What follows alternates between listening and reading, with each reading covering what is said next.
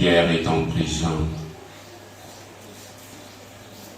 et il a été miraculeusement délivré. Nous allons aujourd'hui donc savourer le grand miracle que Dieu opère dans nos prières apparemment inexaucées. C'est un paradoxe. C'est paradoxal. Une prière apparemment inexaucée, mais il y a un miracle. En réalité, comment comprendre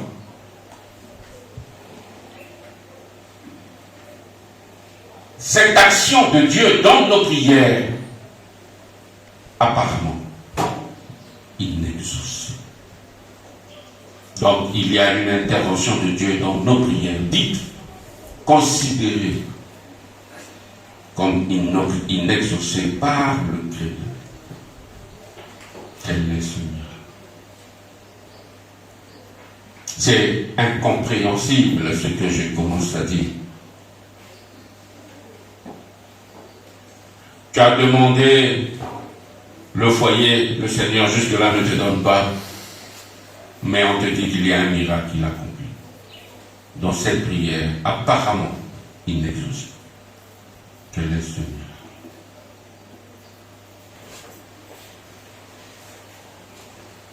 Pierre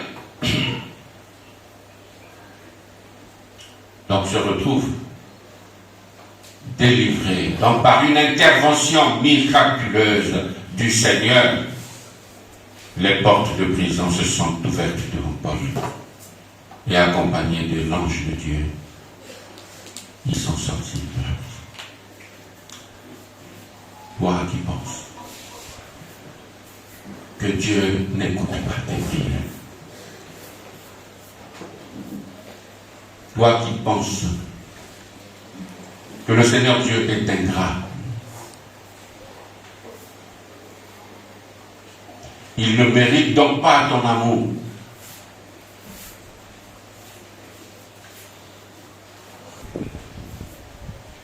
La victime, même un verre d'eau que tu donnes dans l'obscurité la plus obscure, comme disent les intellectuels, c'est noté dans le ciel.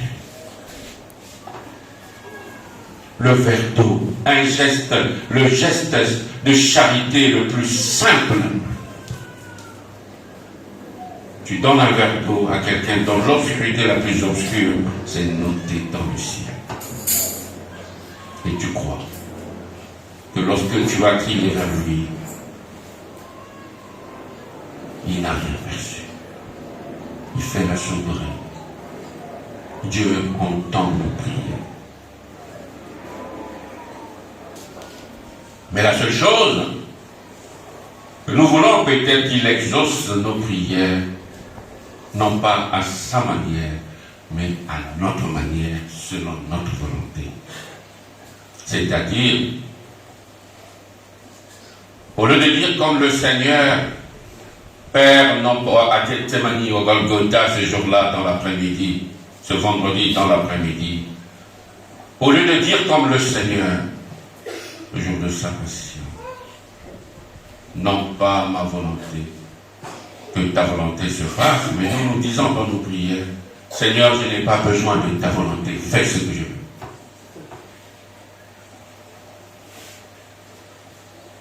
Et une volonté qui est imparfaite. Nous voulons que Dieu, au lieu d'obéir à Dieu, nous voulons que Dieu nous obéisse. C'était plus Dieu qui nous a créés à son image, mais c'est nous qui voulons un Dieu à notre image, avec notre volonté. Et donc nous nous retrouvons souvent dans des situations où les prières sont apparemment inexaucées.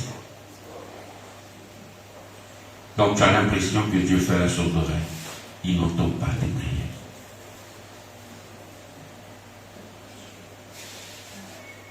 Pierre, ce jour-là, s'est retrouvé délivré par l'ange, envoyé par Dieu.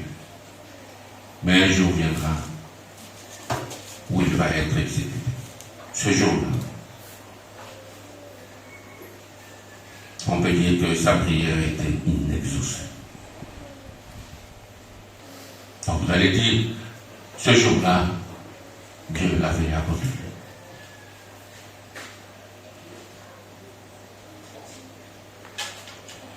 On peut demander quelque chose au Seigneur. Mais lui ne réagit pas tel que nous le voulons. Et nous disons qu'il m'a abandonné. Il y a d'autres qui vont même jusqu'à dire, je n'irai plus à l'église.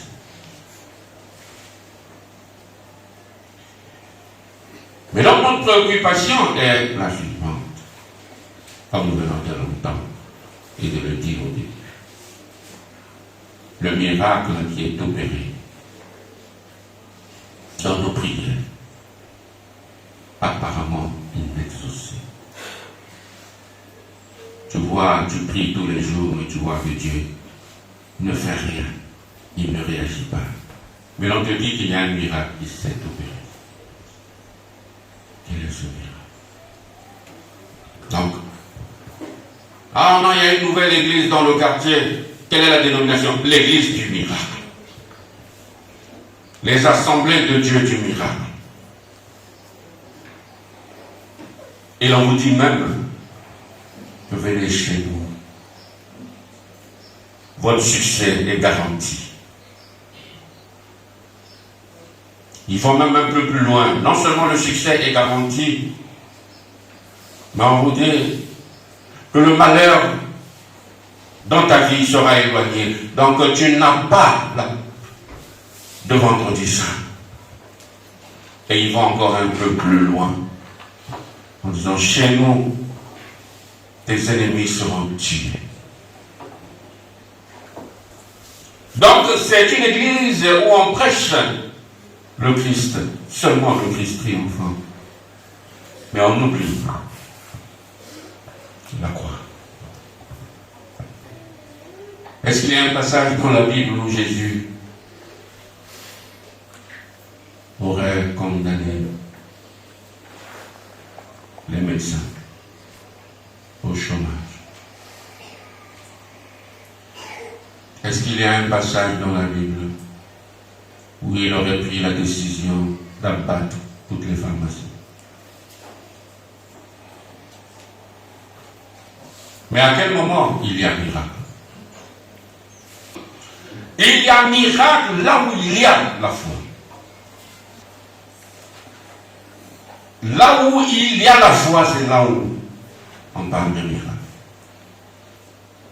Alors il y a des assemblées de Dieu qui disent, venez nombreux demain. Donc comme des miracles programmés. Il y aura des miracles. Il y a d'autres qui vont même jusqu'à dire, je n'ai pas besoin de votre foi. C'est très grave. Là où il y a du miracle, le Seigneur disait toujours, va, ta foi, personne. Que se passe-t-il donc dans la prière inexaucée? Dans la prière inexaucée, le grand miracle, c'est Dieu nous donne son Esprit Saint, avec lequel nous pouvons, et nous avons cette capacité de supporter notre épreuve. Parce que la vie chrétienne, le guéri n'est pas divisé en deux où il n'y a que la résurrection. L'alléluia du dimanche de Pâques. Il y a aussi dans notre vie chrétienne le vendredi saint.